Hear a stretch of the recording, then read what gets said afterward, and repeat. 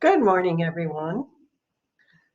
Whether the Unitarian Church of Evanston is your spiritual home, or you are seeking comfort and connection in uncertain times, we are grateful you are with us. We are an inclusive and welcoming community seeking truth and love and striving to nurture the human spirit for a world made whole. We are guided by our principles and values, which remind us in every moment and through every challenge that each of us matters, and that we are all connected through the vast and beautiful web of existence. Together, let us remember our oneness, our kinship with one another, and may we hold one another in heart and mind with tenderness and careful attention. There are many links of connection in the comments section below, including credits for the readings, links to virtual religious education, for making donations, and to be added to our newsmail email list. A few announcements this morning. The altered Zoom meeting will be on Wednesday at 5:30, and we'll send a reminder email in the early afternoon on Wednesday with a link. We'll hold virtual coffee and conversation after this service for 30 minutes on Zoom. You can find the link in the Show More section below or from the newsletter. And join us for our annual flower communion service on June 6th. Please send in a photo or two of your favorite flowers, whether they're from your garden, home, or in your neighborhood. Look for the link to upload your photos in the newsletter and let Reverend Eileen know if you have any questions. And after the flower communion service, we'll meet coffee hour on our Zoom link to say goodbye to Reverend Karen Gustafson and express our gratitude for the tremendous gift of interim ministry. Please come give your best wishes to Reverend Karen. And now I invite you to get your chalices ready, set a place for yourself and your family as we join in beloved community.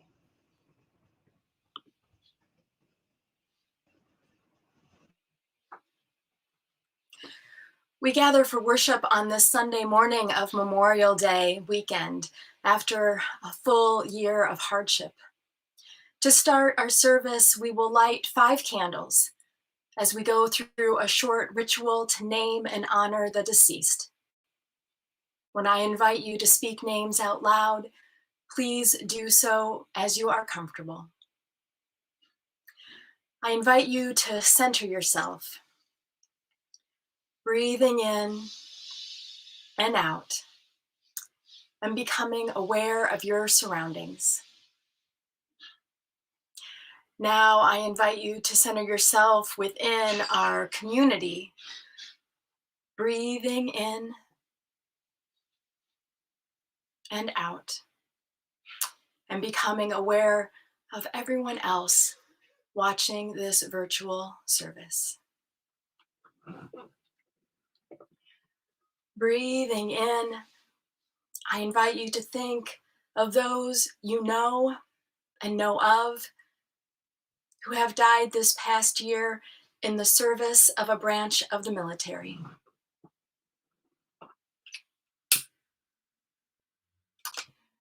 Breathing out, speak their names aloud.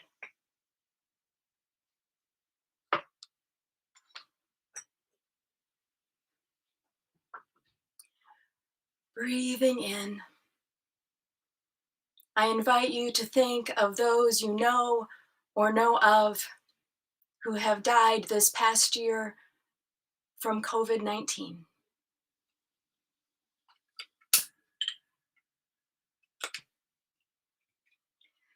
Breathing out, speak their names aloud.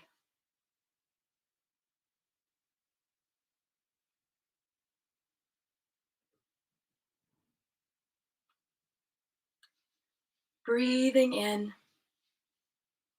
I invite you to think about those you know or know of who have died this past year from police brutality.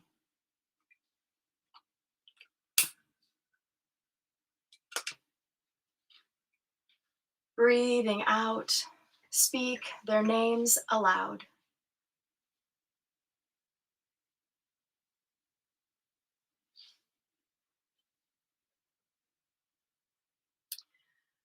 Breathing in, I invite you to think of those you know or know of who have died this past year from other causes.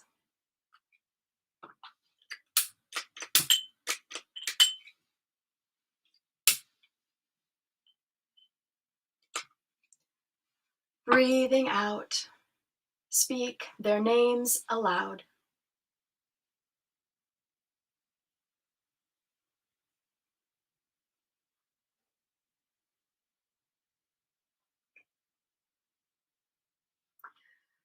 Breathing in, I invite you to think of those you know who have died over your lifetime, who are in your heart and on your mind this Memorial Day weekend.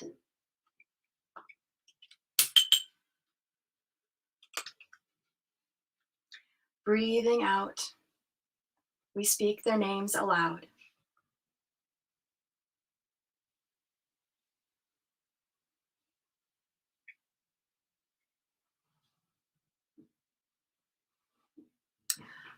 Let us hold the memories, the love, the joy, and the heartbreak of these individuals throughout our service this morning.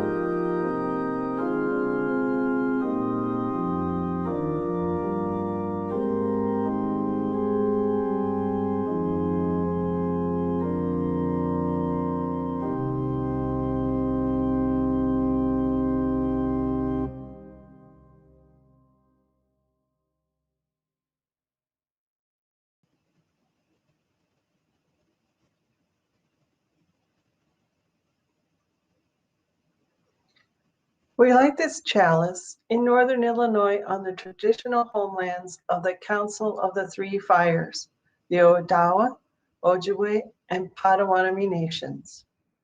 Many other tribes such as Miami, Menominee, Ho-Chunk, Sauk, and Fox also call this area home.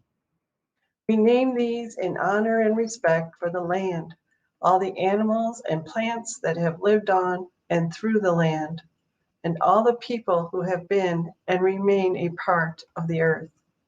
We name these as one small effort toward greater accountability and deeper relationships with our ancestors and descendants.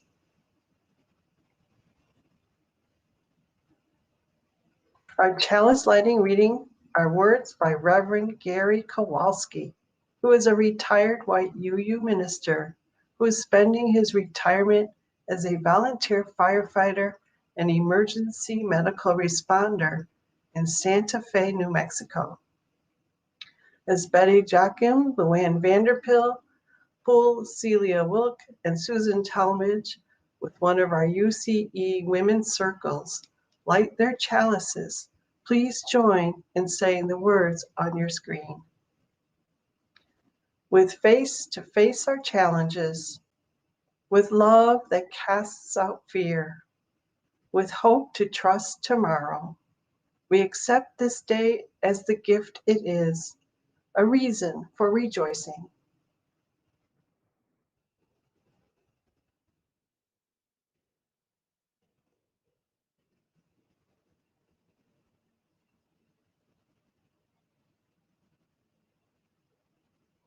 And please join in saying the words of our covenant. Love is the spirit of this church, and service is its law. This is our great covenant, to dwell together in peace, to seek the truth in love, and to help one another.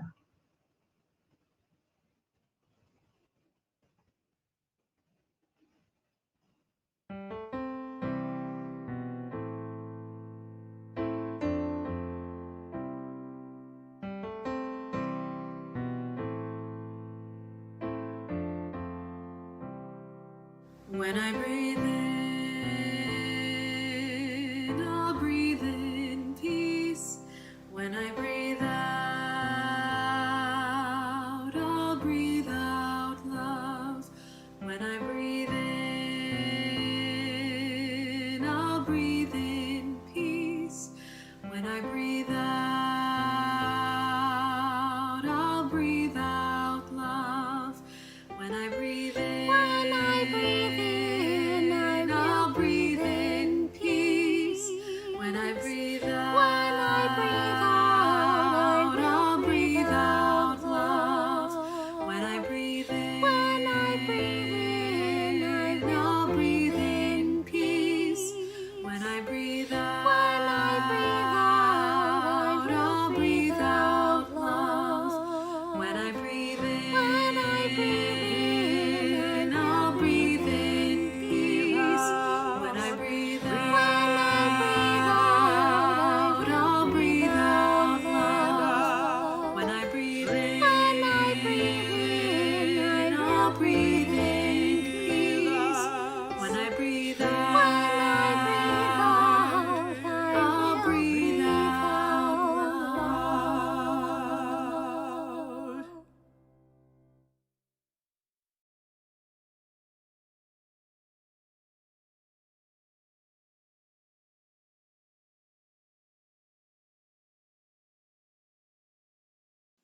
Today's Time for All Ages is A Map into the World by Kao Kalia Yang, who is a Hmong person living in Minnesota, and this is a true story.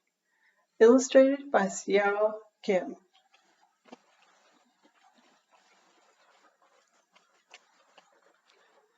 The first time we saw the swing and the slide and the garden of the greenhouse with the big windows, my mother sat down in a chair in the backyard and said she did not want to get up. Dinah and I looked at the garden, and she pointed out tomatoes, green beans, and a watermelon round as my mother's belly. Dinah knelt down to touch the dirt. I asked my mother if I could try the swing, and she said, "Yes, Pandau." The greenhouse became our house. I helped Dada hang the special story cloth about how the Hmong got to America on the empty wall by the big window of the living room. We saw an old man and woman through the window. They waved, and we waved back. Later, my mother and father brought me across the street. The old man's name was Bob, and the old woman's name was Ruth. Up close, I could see that they were even older than Dai.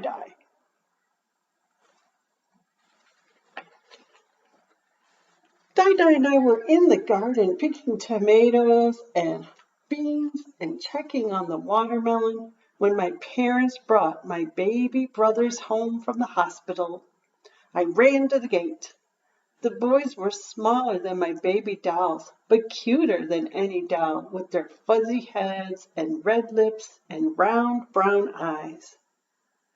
Some days the babies cried very loud. I covered my ears with my hands and asked my father to take me outside. Bob and Ruth sat on their special bench. We waved back and forth.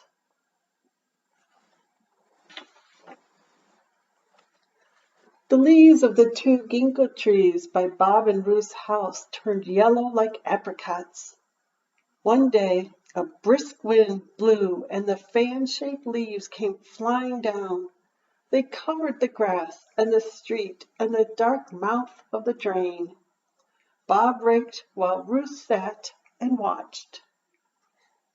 I brought in a leaf for the babies to touch, but my mother said, "They're still too little, Pano."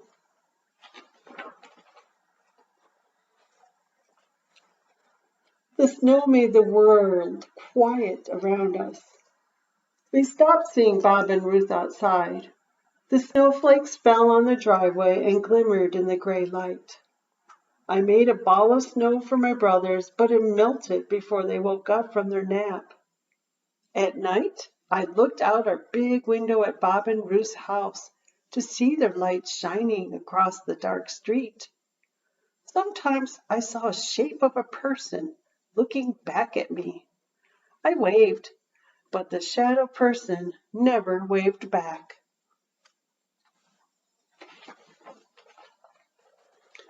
On a cold morning, cars came to our block, filling the street. Car doors slammed as men and women in thick jackets walked quickly to Bob and Ruth's house. My father said, "Ruth has died. Her family is coming to say goodbye." I felt sad for Ruth. My brothers just played with their toys above them.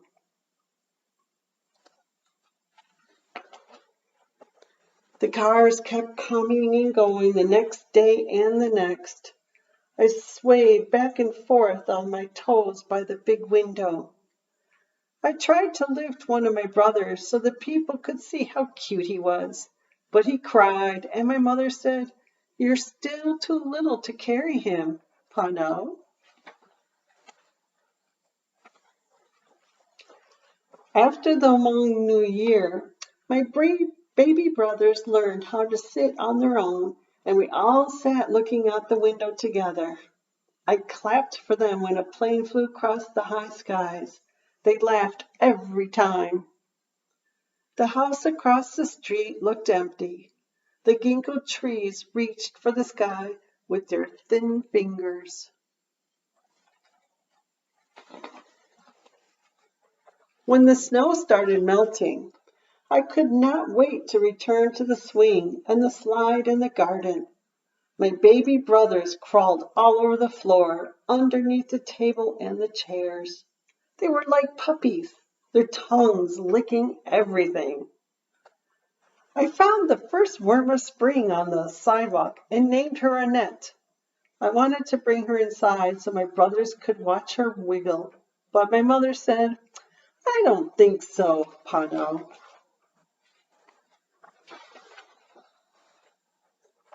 The world became green again, and finally we all went outside. Dai planted green onions. I picked flowers from the lilac bushes for my brothers to smell. They opened their mouths and tried to eat them. My mother said, "Don't let them eat the flowers, Pano." We took the babies outside again the next day after lunch. Bob's garage door opened, and we all watched as he pushed out his special bench. He sat down alone. I pulled on my mother's sleeve until she looked at me. I whispered an idea into her ear. My mother and I crossed the street and walked over to Bob. I let the sidewalk chalk bucket swing in my hands. I asked my mother to ask Bob if I could draw on his driveway. I said, if he doesn't like it, the rain will come and wash it away. Bob nodded and said, go ahead. My mother and Bob talked in low voices. I could hear Bob say, Ruth, she was with me for 60 years. I started my picture with a teardrop. And then I made it splatter like sunshine. I drew lines leading away from the splattered sun in many directions. I drew a line that led to the garden. There I put a ginkgo leaf. I drew a line that led to the grass. There I made the sparkling snow. I drew a line to the sidewalk. There I put a smiling worm named Annette. I drew an arrow to our house. There I added lilac flowers. And then I drew a line, the biggest line of all, toward the street. And there I drew the whole world.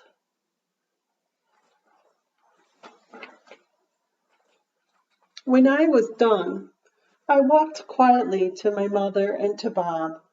They stopped talking, and Bob shook my hand. What did you draw for me? He asked. I said in a whisper, a map into the world, just in case you need it.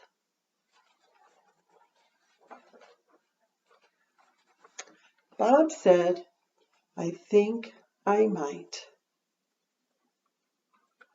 The end.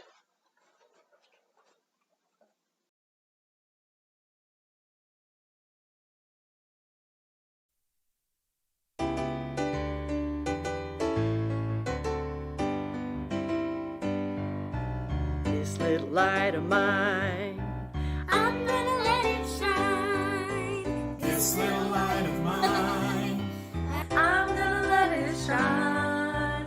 This little light of mine, I'm gonna let it shine, let it shine, let it shine, let it shine. everywhere I go, I'm gonna let it shine. Everywhere I go, I'm gonna let it shine. everywhere I go, I'm gonna let it shine, let it shine, let it shine, let it shine.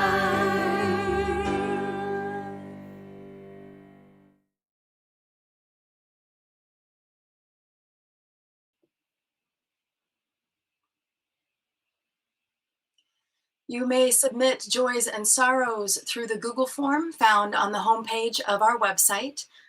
Alternatively, you may send an email to me or Reverend Eileen. These are the joys and sorrows that were shared with us ahead of time. Melanie Kitchener shares that Irv Kitchener is scheduled to have 3 to 4 stents inserted into heart vessels on Tuesday. They are pleased that this procedure is far better than the open heart surgery first suggested. Sandra Robinson shares that her family celebrated her mom, Faye's 94th birthday yesterday. It was a joy to see her with the family. They also gave a send-off to Ryan as he and Samantha leave for their new life adventures in the Seattle area. It was a bittersweet event.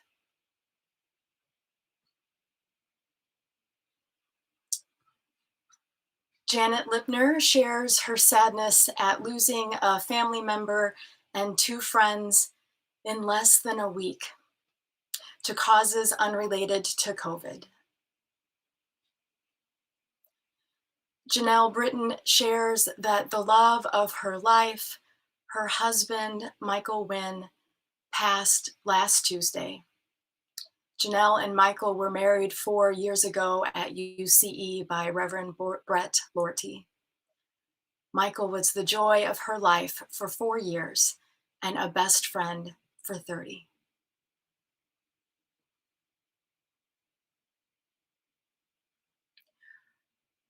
Rita Rousseau shares that her husband, Jesus Chewy Negrete, died Thursday, May 27th at Glenbrook Hospital in Glenview.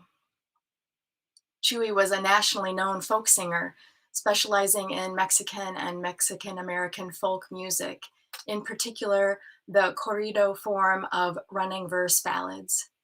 He first joined UCE in 1980. Rita said that they had recently returned to UCE, finding meaning in the virtual connection during the pandemic isolation. With sadness, we have learned that Reverend Dr. Charles Edis died on May 22nd at the age of 94. Reverend Edis served as the senior minister of our congregation from 1966 to 1977. He was a leader in our community and partnered with Reverend Jacob Blake of Ebenezer AME to lead efforts toward fair housing and integrating public schools. After serving here, he moved back to his home in Canada. He is survived by his wife Nancy, his daughter Sandy, his son Tim, and their families.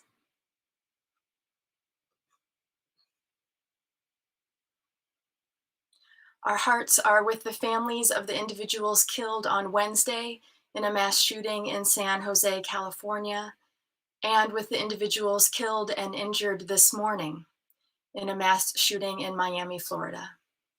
We continue to pray and act for accessible mental health care, accountability beyond incarceration, and sensible gun laws.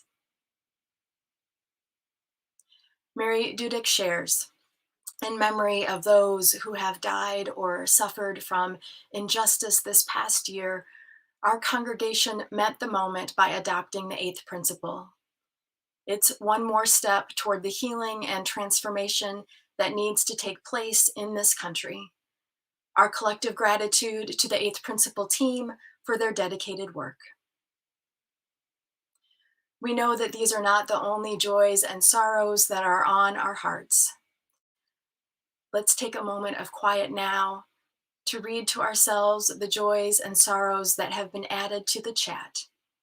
We hold these together in care and tenderness. And I invite you to say aloud the names of those who you are holding in your heart, those who are celebrating a joy, and those who are sick or struggling. As we let their names gather on the winds, to be held in this community that knows no walls.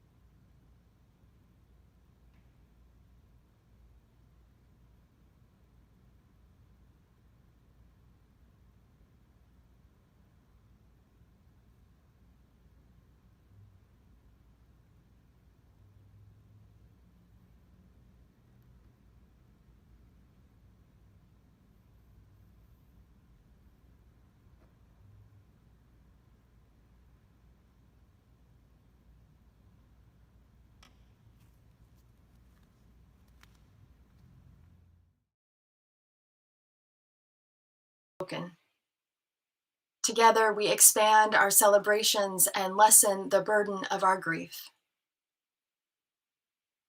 I invite you to join me in the spirit of prayer and meditation with an adapted memorial prayer by Reverend Laura Horton Ludwig, a white UU minister serving the UU congregation in Williamsburg, Virginia. Spirit of life, Spirit of love, we come today carrying our grief, our memories, and our love. We gather around screens and devices, reaching out with our minds and hearts to join in this most ancient of human customs, honoring those who have died. In this moment, let us know that we are connected to all who have ever loved and mourned, going back through countless generations, reaching back into deep time as time stops for a moment, and we are one with the eternal mystery of life and death. Breathing in the stillness, let us ground down and feel the deep earth supporting us, the trees overhead sheltering us, the sky above us, all connecting us to the universe itself. We know so little of where we come from or where we will go when this life is done. But breathing in the stillness, may we know that we are one, that we are held, that love abides. Let us be together, each adding our own silent prayers and meditations as our hearts lead us on.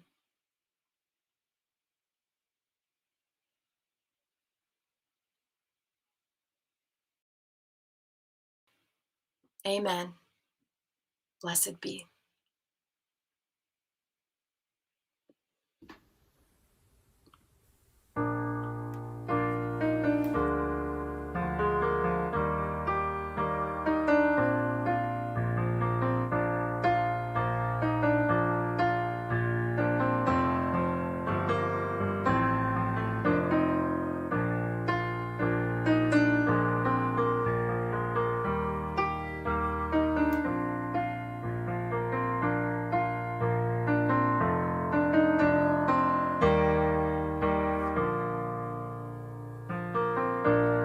Comfort me, comfort me, comfort me, oh my soul.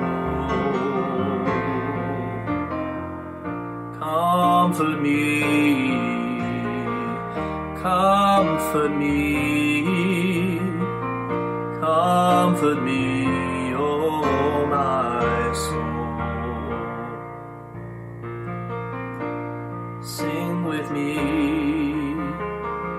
sing with me, sing with me, oh my soul.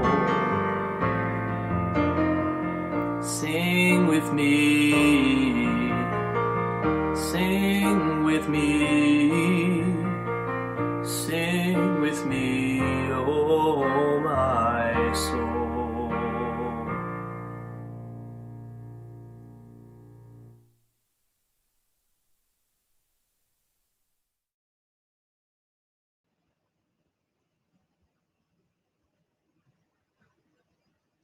UCE remains a vital part of the world and our community. And because we continue to need one another in the blessings of community, we take this time to invite you to give to our shared plate. Today's offering will be shared with Deborah's Place, which has been opening doors of opportunity and assisting women who are experiencing homelessness in the Chicago area since 1985. Check out their website at deborahsplace.org to learn more. You may text to give, send in a check, or give from our website. If you send in a check, please indicate in the memo line if your check is for the shared offering, a pledge, capital campaign, or some other giving. Please give generously as you can, and may what you give bring you joy.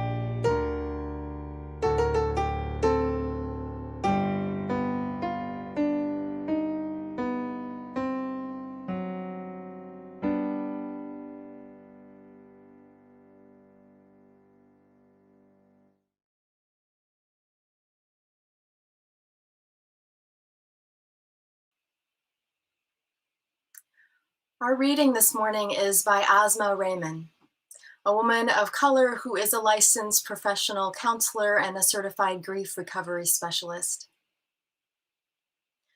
Collective grief happens when a community, society, or nation experience extreme change or loss. Like individual grief, there is a feeling of lack of control that comes with collective grief. We are unable to prevent the loss or change, and we feel powerless in its wake. Not only do we experience this collective grief after any time of national crisis, but we can also feel what is known as anticipatory grief as the crisis continues on. Anticipatory grief is that feeling we get when we are, in a way, preemptively mourning and grieving. We see the loss around us, and we see that the problems have not been fixed, so we know more is coming down the line. And when whole communities start to experience collective and anticipatory grief, that feeling of being out of control can become stronger than ever. When usually we are only in tune with our own grieving and mourning processes, we are now linked and connected and in tune with the grief and mourning processes of others. It can feel overwhelming. And the healing process for collective grief doesn't always look the same as for individual grief, which can make us feel even more unprepared. Right now, people across America are feeling collective grief on many different scales. There is the grief that comes with the loss of those who have died due to the COVID-19 crisis or due to the police brutality epidemic. There is grief over job loss in the wake of COVID-19, over milestones like graduations and weddings being canceled, and the grief that comes with feeling completely separated from our communities. It is an unprecedented amount of collective grief, especially for the most marginalized communities in our society. And for the least marginalized, it may be the first time experiencing collective grief, meaning steps to healing may be completely unfamiliar or unpracticed. As grief is collective, so the healing should be as well. When a tragedy of any nature strikes a community, it impacts not only each individual in their own specific way, but the community as a whole. Coming together to mourn and grieve publicly helps to reaffirm those ties to one another, instead of leaving each member of the community isolated and left to grieve on their own. Public mourning and grieving help to link us all back together. There is healing power in solidarity, and just seeing that your community is united in healing can help you as an individual heal from the losses. This ends our reading. Please join me in listening to our anthem, O Love. You may recognize the virtual choir piece from my ordination. The white composer Elaine Hagenberg created a new arrangement for the words to an old hymn written by Scottish minister George Matheson about his own personal life, losses, and healing. The lingering dissonances remind us simultaneously of our heartache and the beautiful promise of renewal.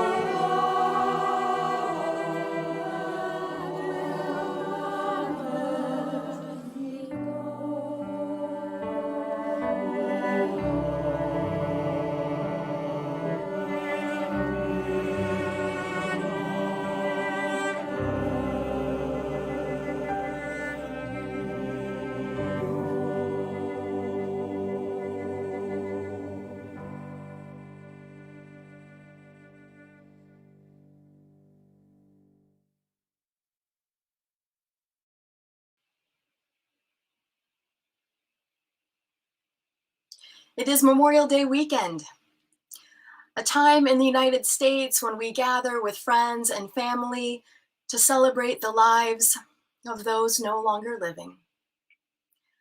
Memorial Day and the weekend before have traditionally been a national holiday when families travel and get together to collectively grieve for those who have died while serving in the military.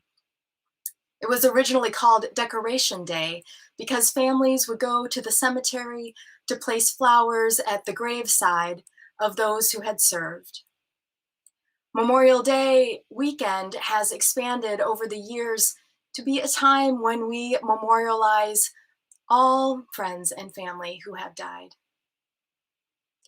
As we memorialize our loved ones, we know how, or at least we can wrap our minds around ways to attend to our individual grieving, even when we are apart from each other. We have seen creative ways that grieving at a distance has happened over and over again during the pandemic. When my Uncle Bob died this past year, due to the pandemic protocols, his nieces and nephews were not invited to the small in-person memorial. So the six of us got in touch with each other in a way that we hadn't been in touch before and coordinated amongst ourselves to send a gift to my aunt. If my cousins and I had been on our own to each decide whether or not to attend the memorial service, I'm fairly certain that we would have not connected in this way. In the past year, in addition to my Uncle Bob on my dad's side dying, my Aunt Mary Jane and my Uncle Alan on my mom's side died. None of them died from COVID-19, but due to the pandemic protocols, no one from my immediate family was allowed to visit with my aunt or uncles on their deathbed or attend their memorial services. I noticed that when my Uncle Bob and Aunt Mary Jane died, I was able to feel comforted by the virtual rituals, by the phone calls and the cards. But by the third death, when my Uncle Alan died, I was mad and frustrated, and it took me much longer to feel like I had mourned.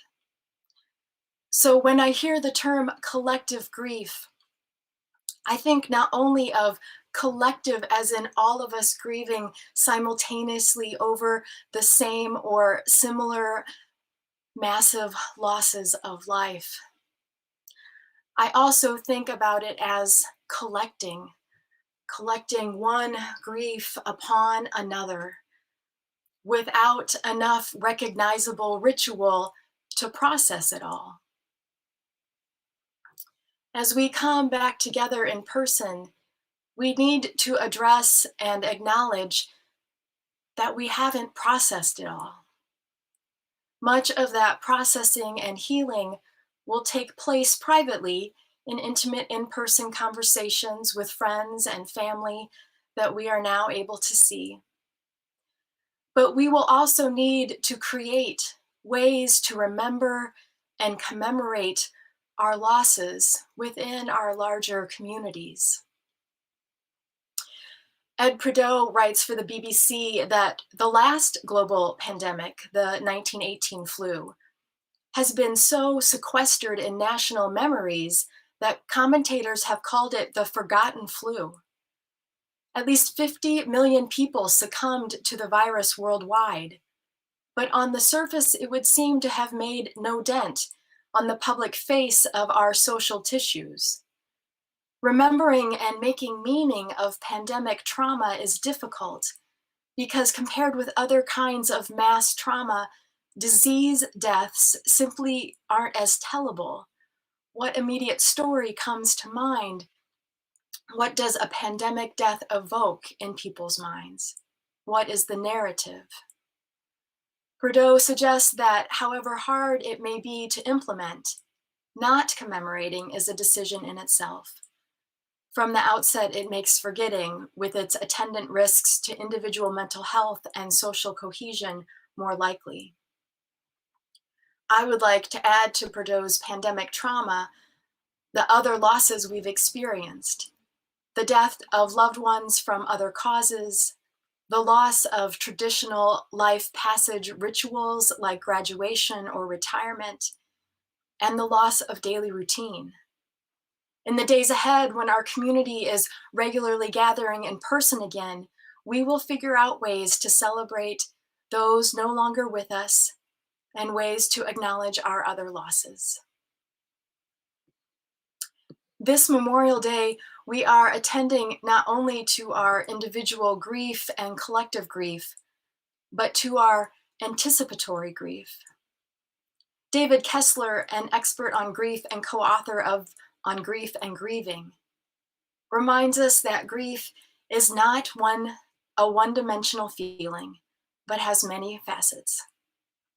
We mourn the loss of the world as it was before the pandemic because we know it will never be the same.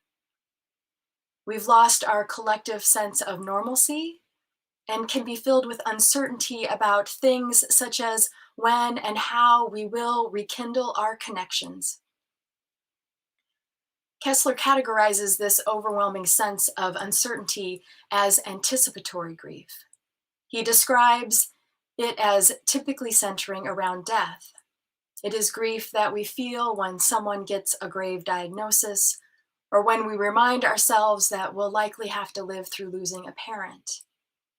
In dealing with the coronavirus, we are experiencing this kind of grief.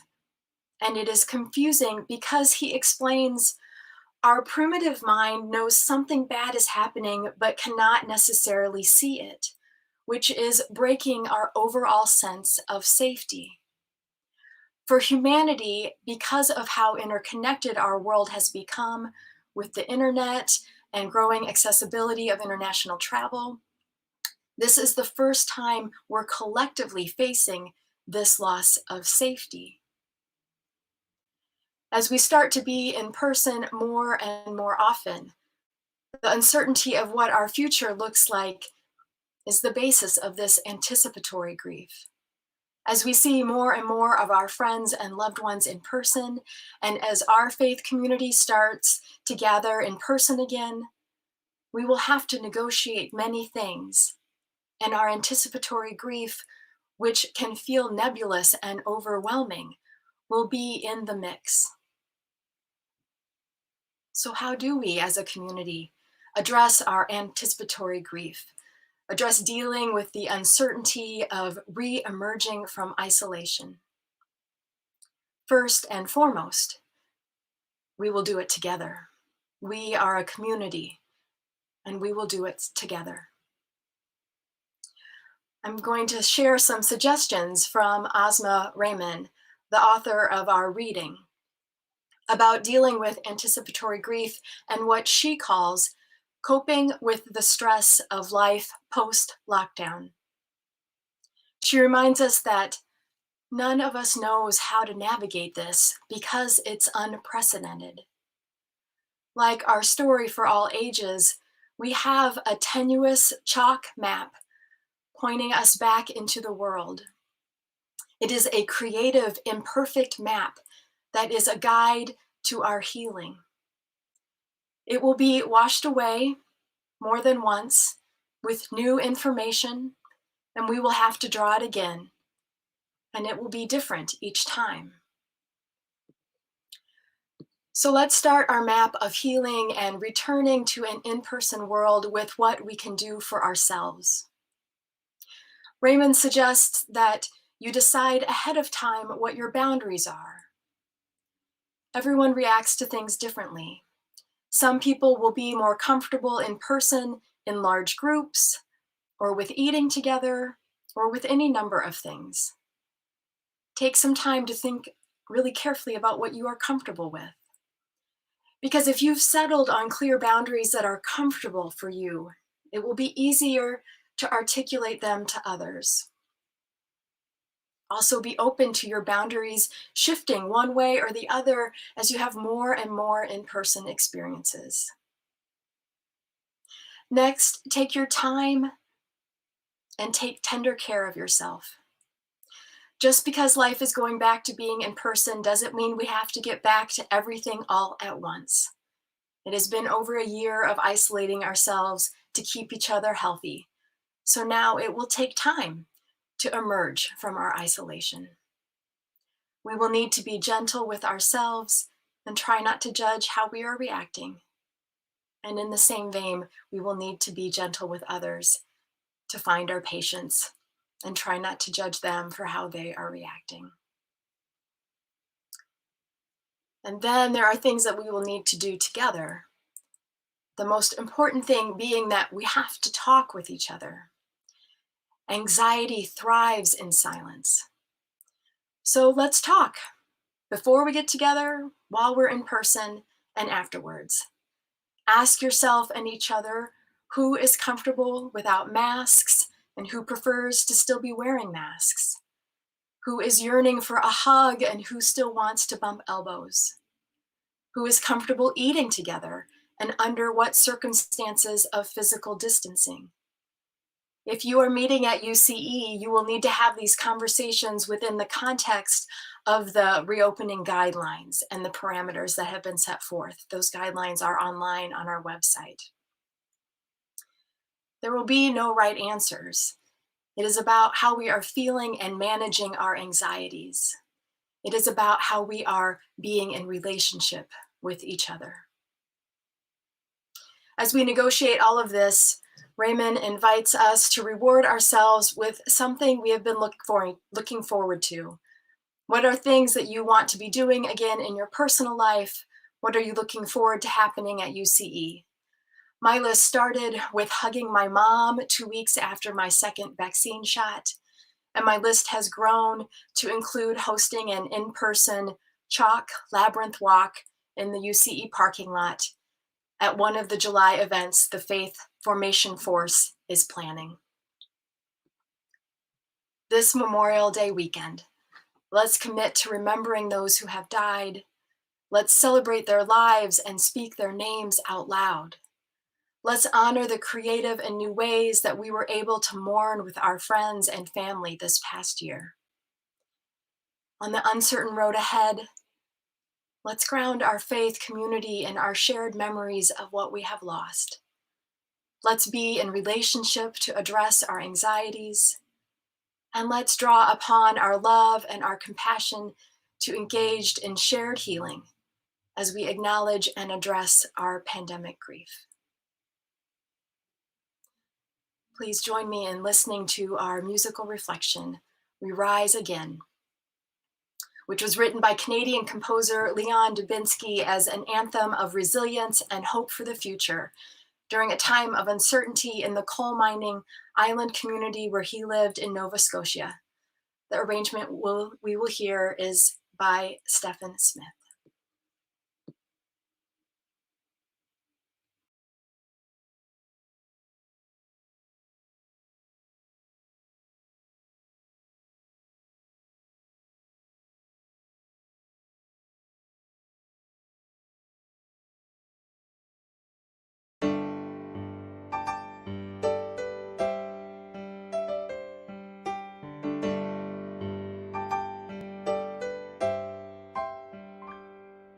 When the waves roll up over the waters and the ocean cries, We look to our sons and daughters to explain our lives. as if a child could tell us why. And sure as the sunrise, sure as the sea, sure as the wind in the trees, we rise again in the faces of our children. We rise again in the voices of our song. We rise again in the waves out on the ocean. And then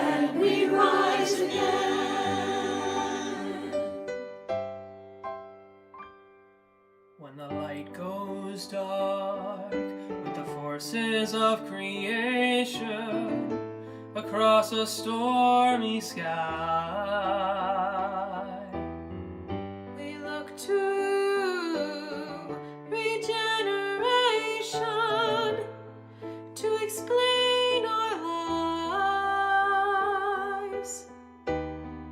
As if a child could tell us why.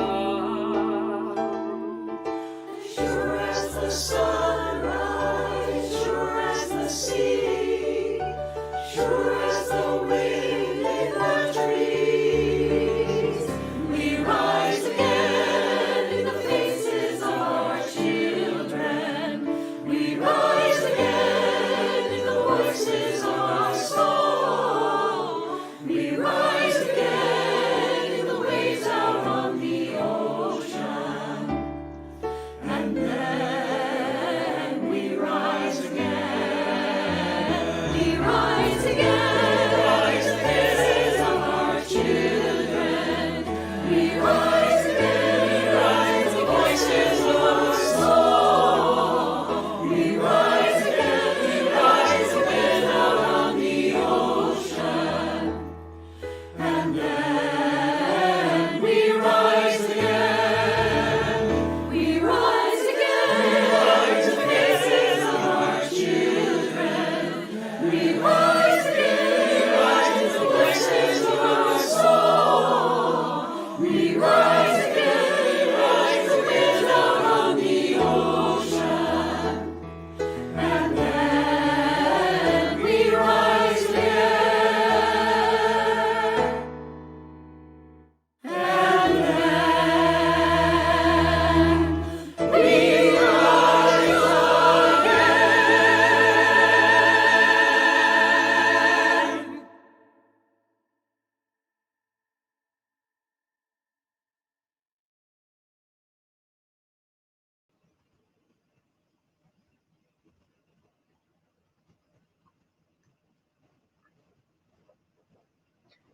Our reading for the chalice extinguishing are words from the Reverend Judith Mayer, who is a white UU minister who served the UU congregation of Santa Monica, California for 15 years before retiring.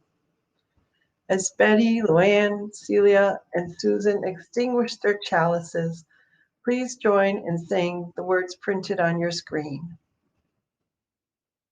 This is what we do with our faith.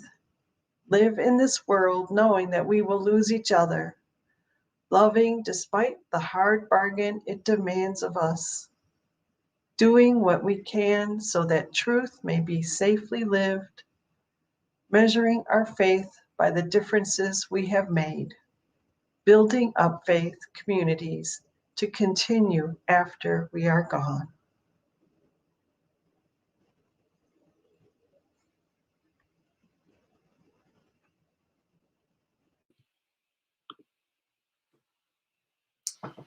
As we grieve those who have died, those who have died in the line of duty, those who have died from COVID-19, those who have died at the hands of the police, those who have died this past year from other causes, and those who have died over our lifetime who are on our hearts and minds today. May they rise again through our memories of them. And as you move into your days and months ahead, may you find some of your healing in the love of this community that surrounds you. Blessed be.